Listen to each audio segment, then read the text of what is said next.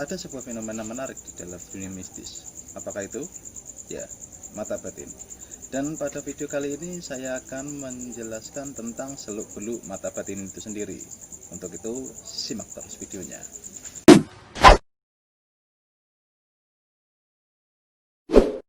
Mata batin atau indera keenam atau sixth sense adalah sebuah kemampuan terpendam yang dimiliki oleh manusia untuk dapat melihat dimensi lain, yaitu dimensi makhluk astral. Dan dalam mata batin ini ada tingkatan-tingkatannya. Yang untuk tingkatan pertama, seseorang yang memiliki mata batin ini akan bisa merasakan kehadiran dari makhluk astral, tapi masih cuma sebatas merasakan. Untuk tingkatan kedua, yang orang yang memiliki mata batin ini akan mampu melihat bayangan-bayangan, yang mana bayangan ini tidak bisa dilihat oleh mata orang biasa. Dan untuk tingkatan yang ketiga adalah tingkatan yang paling tinggi. Seseorang yang mempunyai mata batin ini akan mampu melihat secara jelas dan mungkin bisa dibilang hampir sulit membedakan antara dunia nyata dan dunia makhluk astral ini, karena penampakannya begitu jelas. Tetapi sekali lagi, pengertian yang saya utarakan tadi adalah menurut mereka. Dan di sini saya telah mencatat beberapa poin yang berkenaan dengan mata batin ini. Poin pertama, mata batin itu tidak ada. Sebenarnya saya juga tidak setuju dengan menggunakan istilah mata batin ini. Karena dengan menggunakan istilah mata batin ini, kita itu seolah-olah mempunyai mata tersembunyi yang bisa melihat ke dimensi makhluk lain. Padahal setanlah yang membuat kita bisa melihat dimensi mereka. Jadi semua itu bukan kemampuan kita sendiri. Poin kedua, indera keenam. Ya, mata batin sering disebut sebagai salah satu indera ekstra manusia, yaitu indera keenam.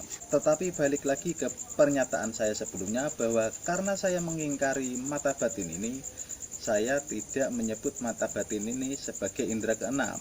Karena jika kita memasukkan mata batin itu sebagai indera keenam, itu berarti kita memang mempunyai mata batin itu, padahal kan sebenarnya tidak. Jadi menurut saya indera keenam manusia adalah refleks. Ya, refleks. Kenapa refleks? Karena esensi dari sebuah indera itu kan untuk mengenali alat yang ada di tubuh kita, untuk mengenali dunia kita. Sedangkan mata batin kan bisa kemampuannya kan untuk melihat dimensi lain, bukan dimensi kita. Jadi saya rasa mata batin itu bukan indera keenam, karena tidak membantu kita untuk mengenali dunia kita. Jadi kenapa refleks? Balik lagi ke esensi indera, yaitu alat yang ada di tubuh kita, dan untuk membantu mengenali dunia kita. Ditambah lagi, kita tidak bisa mengontrol indera itu sendiri. Sebagai contohnya begini, kita menghirup sebuah aroma, sebuah bau, mungkin entah itu wangi atau bau lainnya, kita tidak mungkin memerintahkan hidung untuk mengabaikan bau tersebut, iya kan? Misalnya kita lagi mencium bau aroma minyak wangi, nah jangan cium, enggak begitu, enggak bisa. Semua itu otomatis. Dan refleks juga begitu. Jika ada sebuah bahaya yang mendekati kita, secara tidak sadar tubuh kita akan bereaksi, yaitu refleks. Nah, maka dari itu, karena kita tidak dapat mengontrolnya, saya lebih setuju refleks itu sebagai indera keenam. Beda dengan mata batin. Mata batin itu bisa dikontrol penggunaannya. Kita bisa membukanya. Misalnya saat ini kita ingin melihat makhluk astral, lalu kita buka mata batin kita, dan ketika tidak ingin melihat, kita tutup. Jadi ini kurang masuk kalau dimasukkan ke dalam indera, karena kita bisa mengontrolnya. Poin ketiga, bikin capek. Ya, orang yang menggunakan mata batin ini, entah itu paranormal atau indigo, sering mengeluh mereka terkuras energinya karena penggunaan mata batin ini. Dan ini juga akan membatalkan kalau mata batin itu adalah sebuah indera, yang mana indera itu tidak membuat capek. Mana mungkin kita merasakan masakan entah itu manis, pahit, atau pedas, lalu kita terkuras energinya dan capek, kan tidak bisa. Atau mungkin kita mendengar musik atau lantunan lainnya, lalu kemudian kita terkuras energinya, kan tidak begitu. Jadi saya di sini tambah yakin kalau mata batin itu bukanlah sebuah indera. Poin keempat, keahlian setan. Ya, cara kerja mata batin itu adalah ada setan yang merasuk ke mata manusia, yang kemudian setan itu berfungsi sebagai lensa untuk memperlihatkan dunia mereka. Dan pernyataan ini bisa dibuktikan karena saya telah mendapatkan pengakuan dari seorang indigo, yang mana dia bisa membuat sebuah kamera. Kalau ingin menangkap sebuah penampakan, kamera itu harus dilakukan ritual-ritual tertentu. Jadi, apakah kamera tersebut juga mempunyai mata batin? Nah, tentu saja tidak kan. Jadi tidak sepatutnya kita mengklaim sesuatu yang bukan milik kita. Poin kelima, ya. Poin kelima, celah dari manusia. Ya, ada sesuatu yang unik mengenai mata batin ini, yang mana ketika setan ingin mempengaruhi manusia, mereka tidak membutuhkan kontrak superior, mereka tidak membutuhkan akses root. Kan selama ini kita tahu, setiap manusia itu pasti mempunyai satu celah, yang mana celah tersebut akan bisa digunakan untuk setan untuk dapat mengganggu manusia secara lebih. Dan orang-orang yang bisa melihat makhluk astral ini, saya rasa mereka mempunyai celah di situ untuk setan masuk ke dalam matanya,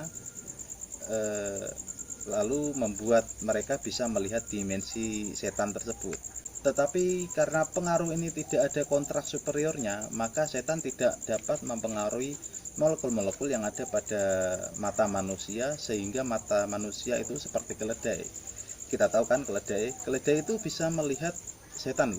Poin keenam, kulit dari dimensi mereka. Kenapa saya bilang kulit dari dimensi mereka? Karena selama ini yang ditampilkan oleh setan kepada indigo atau paranormal merupakan hanya kulit dari dimensi mereka. Ini dikarenakan jika memang yang diperlihatkan setan dan makhluk astral lainnya itu adalah benar-benar dimensi mereka, seharusnya para indigo dan paranormal bisa melihat mereka dalam jumlah yang sangat banyak, bahkan sampai berdesak-desakan. Karena kita tahu umur setan itu panjang sekali. Bahkan ketika ada seorang manusia yang lahir, ada setan pula yang lahir. Tetapi ketika ada manusia yang mati, setannya juga tidak ikut mati. Nah, ini yang menjadi dasar pada perspektif saya, bahwa apa yang diperlihatkan setan selama ini kepada indigo dan paranormal hanya kulit dari dimensi mereka. Jadi penggunaan mata batin ini sebenarnya adalah keuntungan bagi setan, karena mereka bisa menunjukkan eksistensinya tanpa menguras energi mereka. Jadi pada tahap ini saya akan merekonstruksi fenomena mata batin ini.